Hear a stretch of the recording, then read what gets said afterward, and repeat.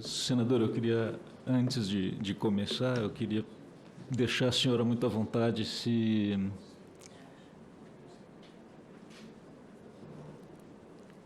Senador, eu queria deixar a senhora muito à vontade em, se quiser, contemplar a fala da sua convidada de última hora no meu lugar. Não? Então... Tudo bem. Senadora, mais uma vez agradeço aqui a deferência de poder estar aqui sentada nessa mesa, com a senhora, com os demais colegas. Faço coro também ao que muitos disseram, a presença muito auspiciosa aqui do nosso considerado um dos pais da reforma tributária, que é o deputado Luiz Carlos Rauli, que vem de um estado onde também está um dos nossos associados importantes. E eu vou falar um pouco deles, mas sem citar nomes e marcas, etc., porque aqui não é o caso, né? Eu queria primeiro, se puder passar para o próximo slide, falar um pouco do que já está consolidado no PLP 68, e que a gente, como setor farmacêutico, de representante de indústrias que estão instaladas aqui no país, a gente teve muito nas conversas que tivemos, tanto na Câmara, algumas aqui no Senado também, o cuidado de ser sensível também às questões orçamentárias pelas quais o governo busca também ser cada vez mais saudável. Eu vejo também que é muito bem-vindo também o fato de não só a senhora ser uma enfermeira próxima da área de saúde, mas também ter uma graduação em Direito. Isso também facilita um pouco, isso vai facilitar bastante aqui também a nossa discussão, uma vez que nós estamos falando também dessa redução, não apenas como uma mera redução tributária, mas também falando de uma taxação que ela se enquadra também naquelas características de uma tributação extrafiscal. Ela não apenas serve para a arrecadação, pura e simplesmente, mas também para evitar alguns comportamentos indesejáveis para o mercado brasileiro, para a saúde do mercado brasileiro. E quando eu digo isso, eu reforço que os 60% que está colocado, ele nos atende de uma forma muito, mas muito equilibrada para todo o ecossistema de saúde que está colocado dentro do nosso país. Pediria, se possível, passar para o próximo slide. Para dar um pouco para ilustrar um pouco do que é a indústria brasileira no setor farmacêutico. São mais de 400 empresas, a geração de receita é muito grande, o número de pesquisas clínicas vem aumentando. Nós temos um número que é muito importante ser destacado, e é isso aqui que eu venho defender, é o número de empregos que é gerado por essa indústria. A gente está falando de 80 mil empregos diretos, de mais de 800 mil empregos indiretos, e se a gente colocar isso, se a gente extrapolar isso para cada pessoa tendo atrás de si mais 3 pessoas que dependem desse emprego, então a gente está falando de um número que pode ser extrapolado em 4 vezes mais, ambos os números. Se possível, se puder passar para o próximo, a gente queria também ilustrar o que é a nossa indústria, e eu estou não só falando pela...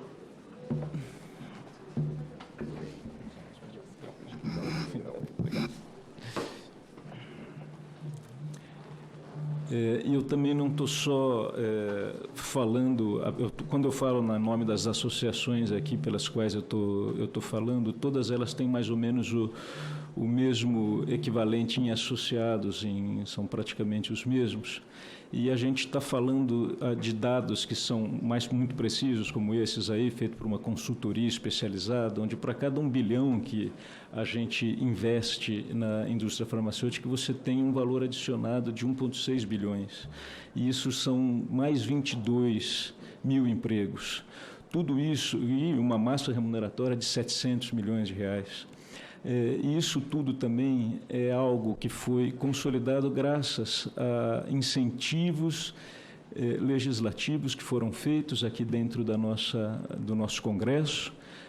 A gente sabe das dificuldades que houve em todas as discussões que aconteceram na Câmara.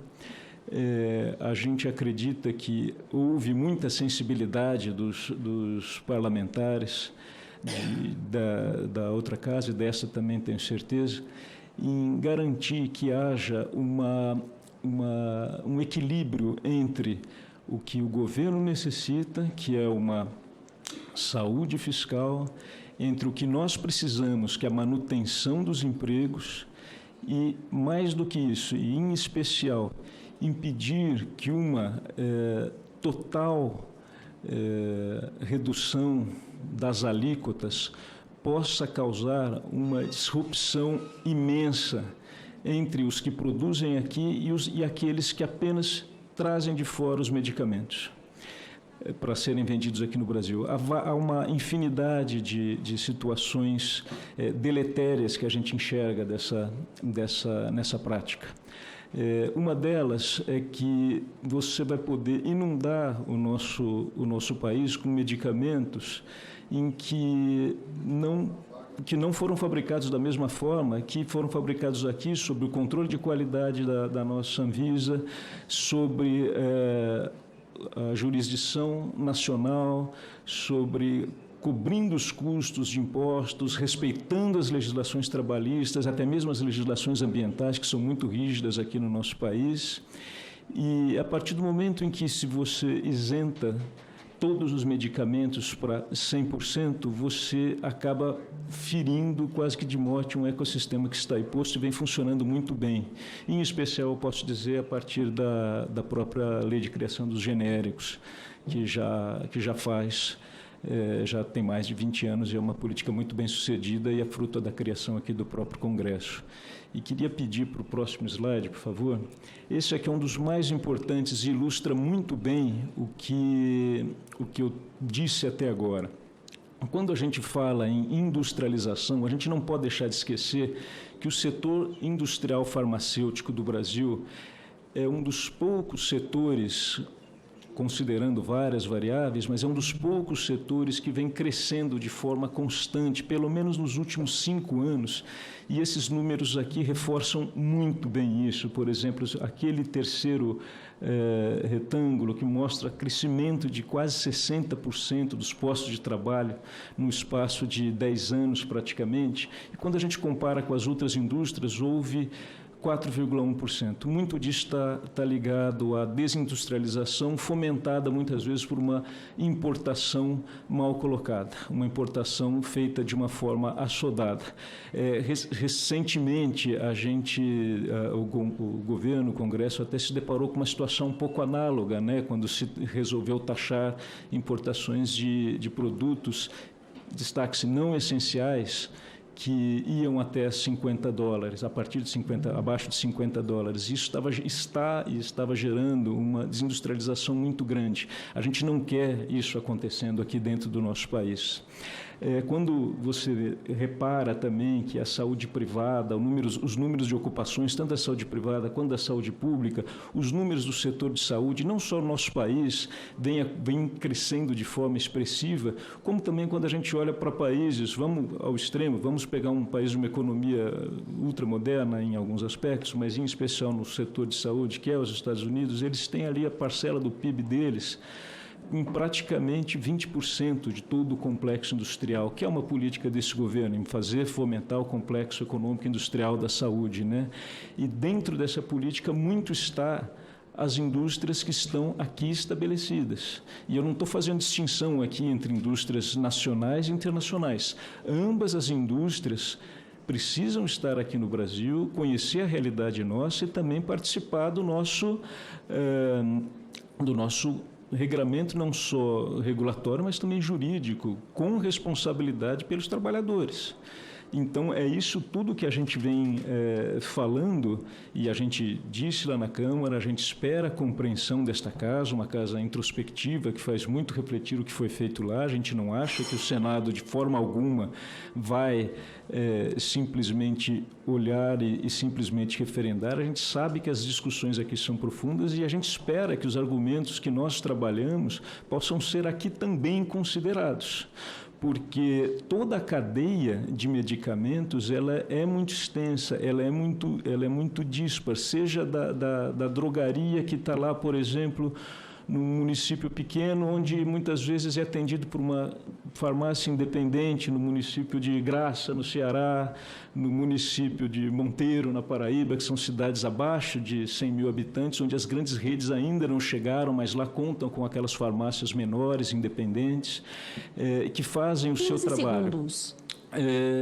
E diante de tudo isso que eu quis colocar, apresentar aqui para Vossas Excelências, é deixar muito claro que a nossa proposta ela é uma manutenção parcial, mas que não esquece em momento algum a capacidade que gera hoje de acesso, a capacidade que gera hoje de empregos, a capacidade que as empresas brasileiras hoje conseguem fazer em inovação. O número de pesquisadores que existem dentro de cada laboratório brasileiro é muito grande. A responsabilidade social de cada uma dos nossos associados é muito grande. Eu olho aqui para o deputado Raul, eu lembro, um dos nossos associados praticamente doou um campus para a Universidade Federal do Paraná. Um dos nossos associados, inclusive, está fazendo uma doação global para combater uma doença chamada buba, que vai ser a primeira doença mundialmente erradicada por uma empresa brasileira. Isso são empresas brasileiras, são brasileiros trabalhando nisso. Você tem também todo um complexo indústria farmacêutico no interior de São Paulo que gera uma arrecadação imensa para o Estado. Você tem isso espalhado no Brasil inteiro. No município de Alqueraz, lá no Ceará, você tem uma fábrica de mais de 30 anos responsável por quase 40% do soro brasileiro. Isso tudo sendo muito bem fiscalizado, não só pelas próprias empresas que zelam por um controle de qualidade altíssimo, mas também pela própria Anvisa. A gente não pode esquecer em momento algum que o que é produzido aqui muitas vezes também é exportado.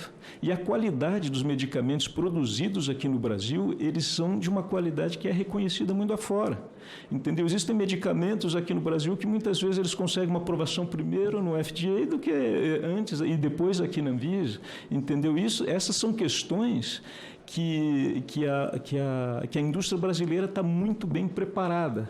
Hoje, as grandes indústrias internacionais que atuam globalmente, um dia elas tiveram o mesmo tamanho que os nossos associados. E a gente espera que os nossos associados possam seguir o mesmo trajeto, a mesma linha de crescimento que as grandes multinacionais hoje têm. E tenho certeza que lá chegarão.